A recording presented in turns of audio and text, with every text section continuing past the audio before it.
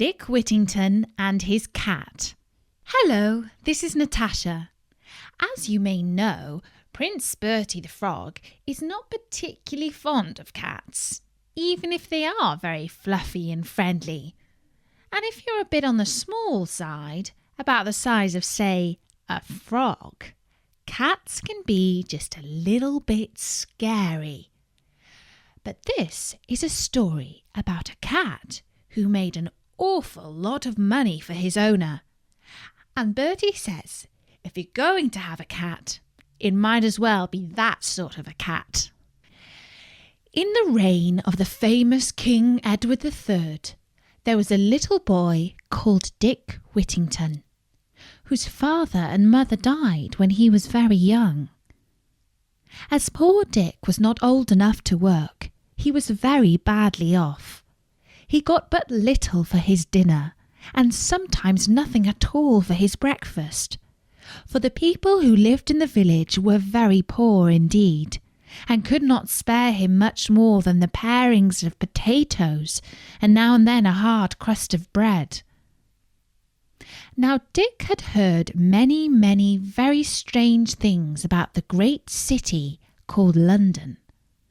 For the country people at that time thought that folks in London were all fine gentlemen and ladies, and that there was singing and music there all day long, and that the streets were all paved with gold. One day, a large wagon and 8 horses, all with bells at their heads, drove through the village while Dick was standing by the signpost. He thought that this wagon must be going to the fine town of London. So he took courage and asked the driver to let him travel with him. And so they set off together. Dick got safe to London and was in such a hurry to see the fine street paved all over with gold that he did not even stay to thank the kind wagon driver, but ran off as fast as his legs would carry him, through many of the streets, thinking every moment to come to those that were paved with gold.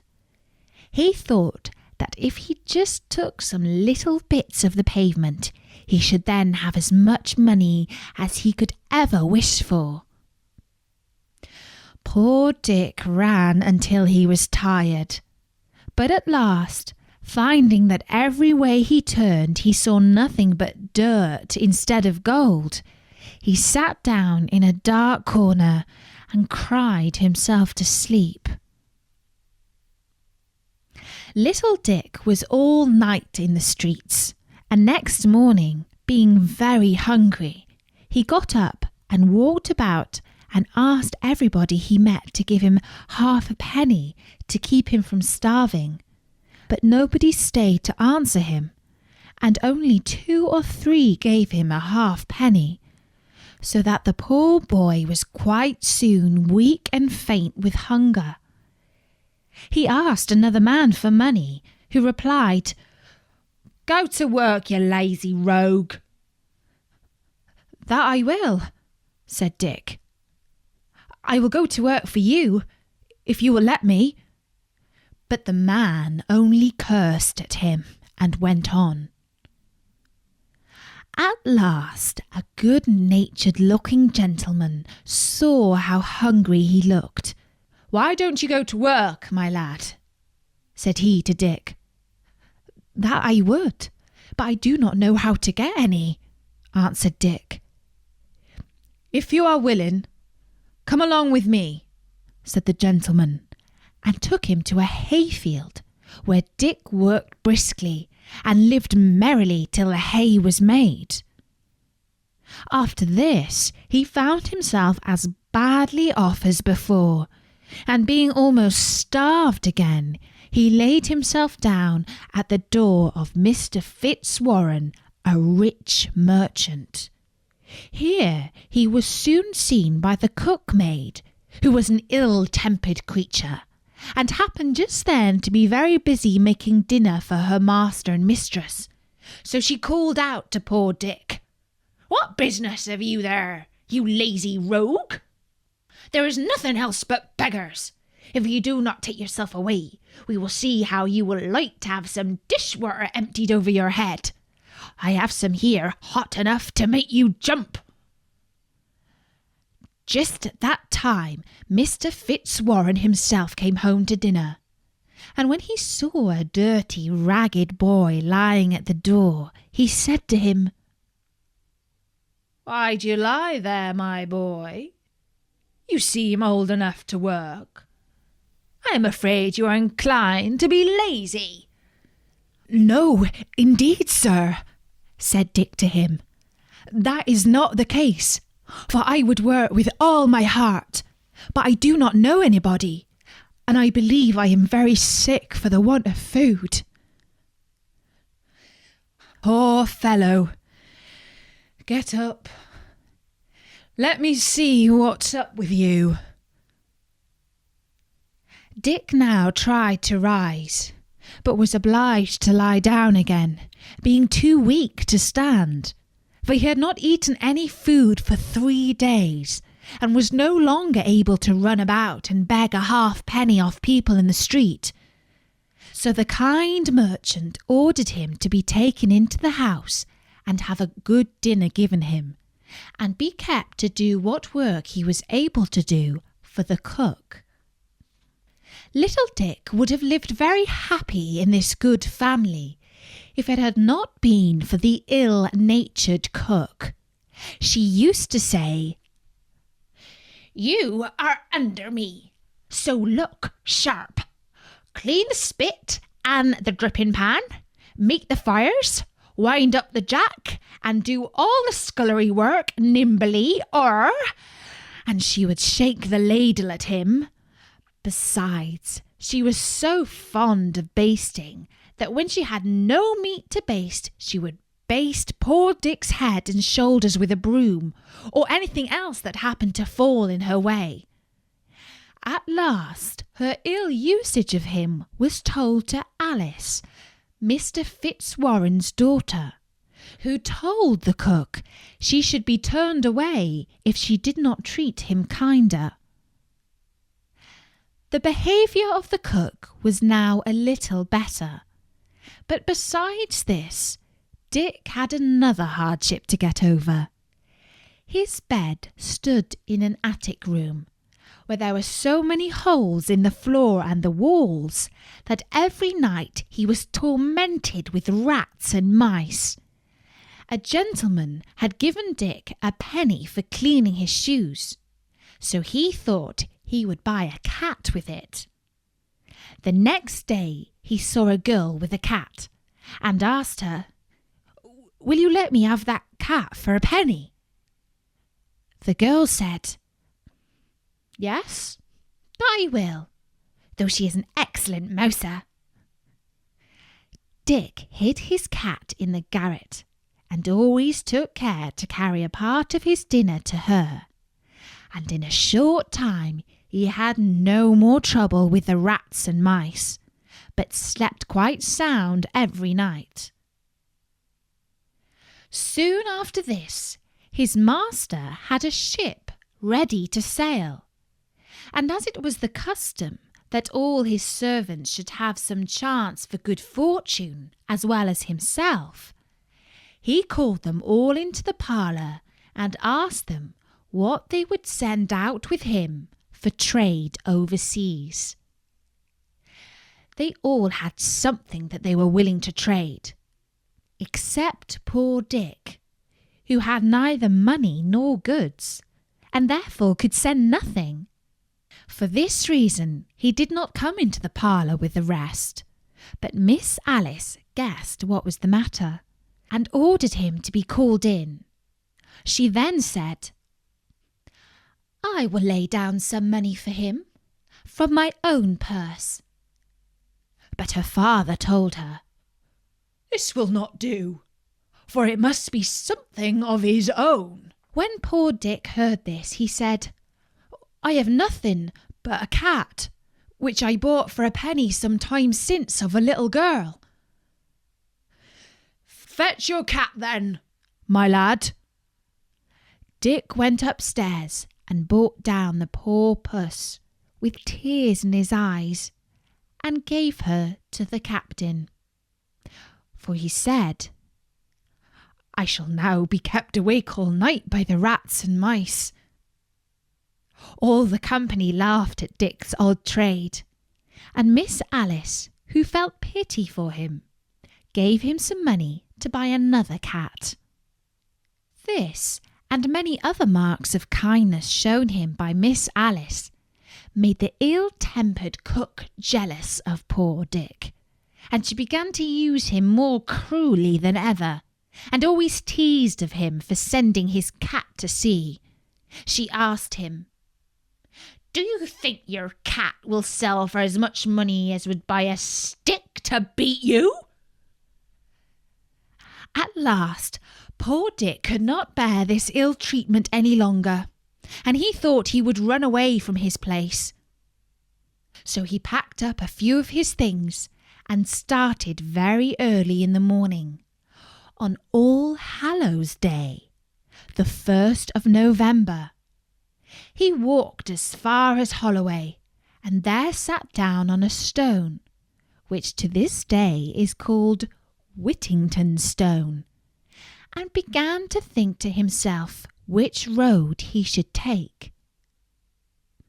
While he was thinking what he should do, the bells of Bow Church, which at that time were only 6, began to ring, and at their sound they seemed to say to him, "Turn again, Whittington, thrice Lord Mayor of London."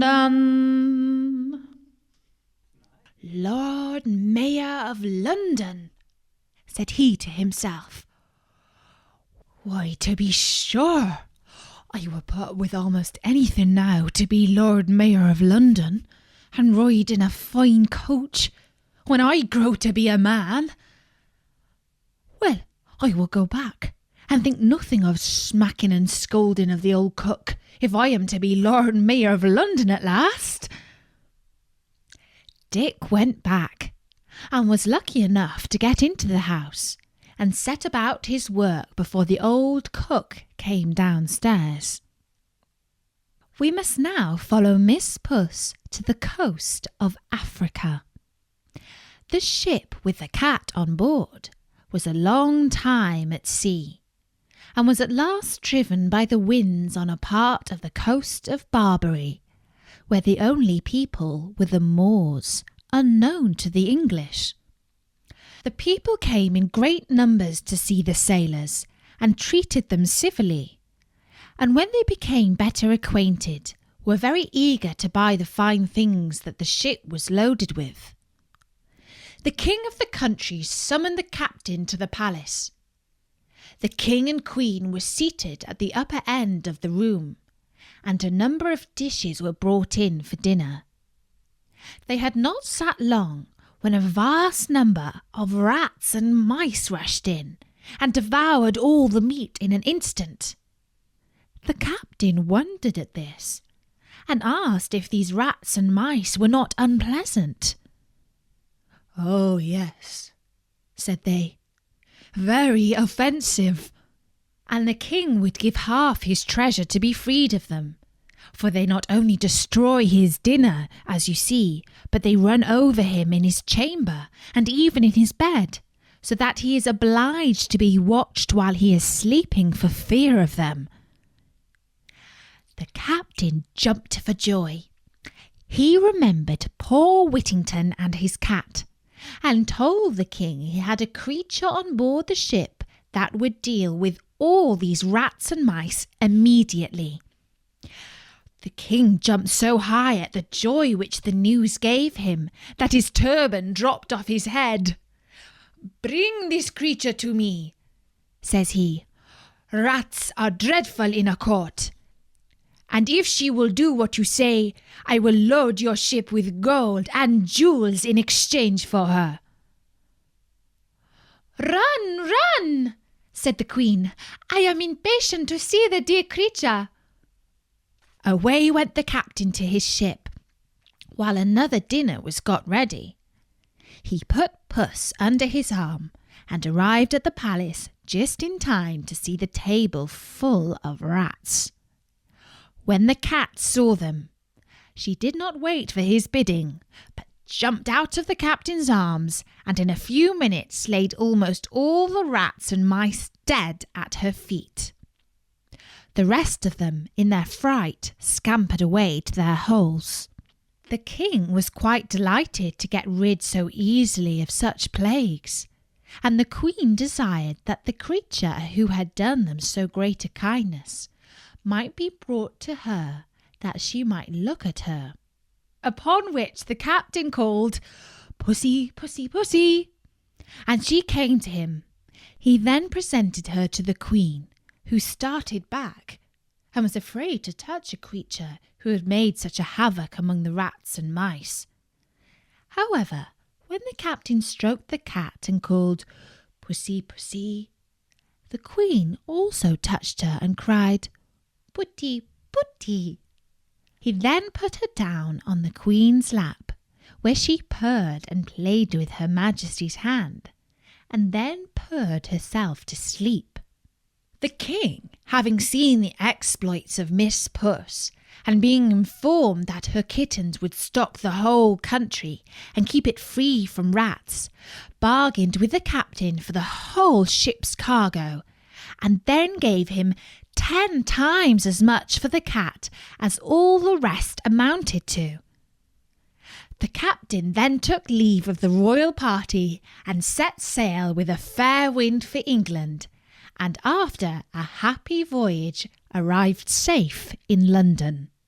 One morning early, Mr. Fitzwarren had just come to his counting house and seated himself at the desk to count over the cash and settle the business for the day, when somebody came tap, tap, tap at the door. "Who's there?" "I come to bring you good news of your ship Unicorn." The merchant, bustling up in such a hurry that he forgot his gout, opened the door, and who should he see waiting but the captain and accountant with a cabinet of jewels. When he looked at this, the merchant lifted up his eyes and thanked heaven for sending him such a prosperous voyage. They then told the story of the cat, and showed the rich present that the king and queen had sent for her to poor Dick. As soon as the merchant heard this, he called out to his servant, "Go send him in, and tell him of his fame. Pray call him Mr. Whittington by name." Mr. Fitzwarren now showed himself to be a good man, for when some of his servants said so great a treasure was too much for him, he answered, "God forbid I should deprive him of the value of a single penny. It is his own, and he shall have it to a farthing." He then sent for Dick, who at that time was scouring pots for the cook, and was quite dirty. He would have excused himself from coming into the counting-house, saying, "The room is swept, and my shoes are dirty and full of hobnails." But the merchant ordered him to come in. Mr. Fitzwarren ordered a chair to be set for him, and so Dick began to think that they were making a game of him, and at the same time said to them, "Do not play tricks with a poor simple boy, but let me go down again, if you please, to my work." "Indeed, Mr. Whittington," said the merchant, "we are all quite in earnest with you, and I most heartily rejoice in the news that these gentlemen have brought you. For the captain has sold your cat to the King of Barbary, and brought you in return for her more riches than I possess in the whole world, and I wish you may long enjoy them." Mr. Fitzwarren then told the men to open the great treasure they had brought with them, and said, "Mr. Whittington has nothing to do but to put it in some place of safety." Poor Dick hardly knew how to behave himself for joy. He begged his master to take what part of it he pleased, since he owed it all to his kindness. "No, no," answered Mr. Fitzwarren. "This is all your own, and I have no doubt but you will use it well." Dick next asked his mistress, and then Miss Alice, to accept a part of his good fortune, but they would not, and at the same time told him that they felt great joy at his good success. But this poor fellow was too kind-hearted to keep it all to himself. So he made a present to the captain, the mate, and the rest of Mr. Fitzwarren's servants, and even to the ill-natured old cook. After this, Mr. Fitzwarren advised him to send for a proper tailor, and to get himself dressed like a gentleman, and told him he was welcome to live in his house till he could buy a better one.